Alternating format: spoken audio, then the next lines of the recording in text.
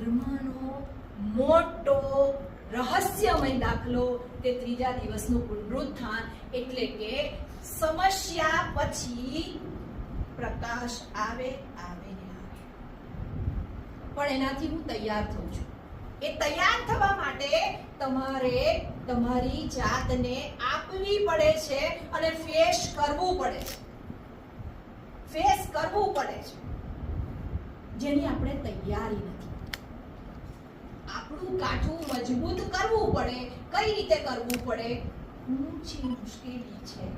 દરેકને એવું લાગે કે મારી મુશ્કેલી તો બહુ જ મોટી છે. મેડમ, તમને શું ખબર પડે? તમે આવીને જતા રહેવાના, તમે તો બોલીને જતા રહ્યા. મારી મુશ્કેલીઓનો પાડ મને જ ખબર છે. આનાથી તો મોટી નહીં હોય. આ તમને દેખાય છે ખીલ્લા બે બાજુ ને આ ત્રીજો? આ દેખાય છે? આ કલ્પના છે? ક્યારેય મીટ માડીને જોઈ રહ્યા ખરા આપણે એની સામે કે આ શક્ય છે? આ એક નાની ટાંકણી અહીંયા વાગી જાય આપણને તો આપણે આમ થઈ જઈએ. એની અંદર જ્યાં સુધી લાકડું એ હાથને જકડે નહીં ત્યાં સુધી એની પર ખીલા મારવા એ ગુડ ફ્રાઈડે દિવસે જ આંખ ભીની થાય આપણી. શું રોજ નથી ખીલા વાગતા? હજુ મારા જીવનમાં તો એ ખીલા આવ્યા જ નથી. મને જે ઊભા રહેવાની તક આપી છે એ ખ્રિસ્તી ધર્મ સભાનો પાયો બનવા માટેની તક આપી છે. પણ ના, મારું મગજ તો ફલાણા ફાધર સારા, ફલાણા સિસ્ટર ખોટા, મારો મોબાઈલ મારો ભગવાન, એની રીલ્સ એ મારું મનોરંજનનું સાધન. જો મનોરંજન કરવું હોય ને તો રીલ્સ કરતાંય વધારે કારણે વાંચશો ને તો એ બહુ મજા આવશે.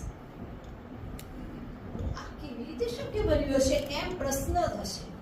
અને ત્યારે આપણને આપણા જીવનમાં ચમત્કાર થશે એની શ્રદ્ધા બેસશે. અને ચમત્કારો માટે જાતને આપવી પડે છે. એ જાત આપવાની વાત એટલે જુદા પડવાની વાત છે. એ આત્મિક આનંદ શોધવાની વાત છે. પણ બધું જ્યારે સરળતાથી મળી જાય ત્યારે એની કિંમત નથી હોતી. ત્યારે આ મારા શબ્દ તમને માથામાં વાગે, ન સાંભળવાનું મન થાય. કારણ શું? બધું સરળતાથી મળી ગયું છે. મારા માતા પિતાએ મને સાયકલ લાવી આપી હોય ને તો જ્યાં સુધી હું એમને બાઇક પર ના બેસાડું ને ત્યાં સુધી હું યુવાન ખરો કે કેમ પ્રશ્ન થવો જોઈએ. અને જો બાઇક આપી હોય ને તો એમને 4 વ્હીલમાં ફેરવવાની જવાબદારી તમારી છે.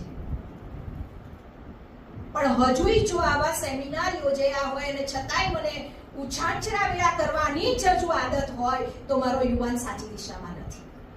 તમને એમ પણ પ્રશ્ન થાય કે મેડમ તમે એવું કહેવા માંગો છો કે અમારે મસ્તી જ નહીં કરવાની? હા, કરવાની, પણ જ્યારે જ્યાં થાય ત્યાં જ થાય. એનો એક નિશ્ચિત સમય હોય છે મસ્તીનો. દરેક વખતને મસ્તી, દરેક વખતનું હસવું, દરેક વખત બેદરકારી, દરેક વખત બેધ્યાન, એનો અર્થ આપણે મૂર્ખામી તરફ જઈ રહ્યા છીએ. પણ આજે હું અહીંયા બેઠો છું.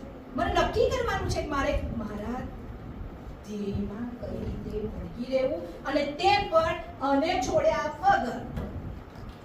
જો મારા દિવસની શરૂઆતમાં ઊંઘમાં પહોંચે ત્યારે આ મારા સમયમાં યાદ આવતા હોય, પવિત્ર મારી નજર સામે રહેતા હોય તો કશું જ મારે જરૂર નથી. તમારા માટે એક આદર્શ અલગ પડેલો યુવાન એટલે મારો પ્રભુ ઈસુ. એક રોસાડ પહેરવાની ટેવ રાખો. 1-2 જણ એમ પણ કહેશે કે ઓહો જબરું દે તો